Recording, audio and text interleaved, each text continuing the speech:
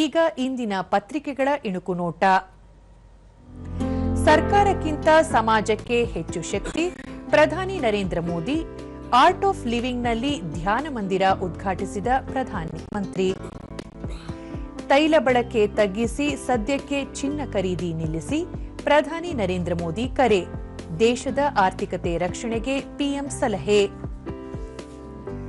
ಪರೀಕ್ಷೋತ್ತರ ಪ್ರಕ್ರಿಯೆಯಲ್ಲಿ ಇನ್ನಿಲ್ಲ ಹಸ್ತಕ್ಷೇಪ, ತಾಂತ್ರಿಕ ಪಾರದರ್ಶಕತೆಗೆ ಆದ್ಯತೆ, ಬದಲಾವಣೆಯ ಹಾದಿಯಲ್ಲಿ ಕೆಪಿಎಸ್ಸಿ. ಡಿ ಸುಧಾಕರ್ ಅಗಲಿಕೆಗೆ ಚಿತ್ರದುರ್ಗ ಕಂಬನಿ, ಹಿರಿಯೂರಿನ ಕೊಡುಗೈ ದಾನಿ ಇನ್ನಿಲ್ಲ, ಆತ್ಮೀಯ ಗೆಳೆಯನ ಅಗಲಿಕೆಗೆ ಡಿಸಿಎಂ ಡಿಕೆ ಶಿವಕುಮಾರ್ ಕಣ್ಣೀರು. ಆರ್ಚರಿ ವಿಶ್ವಕಪ್ನಲ್ಲಿ ಭಾರತಕ್ಕೆ ಸ್ವರ್ಣ.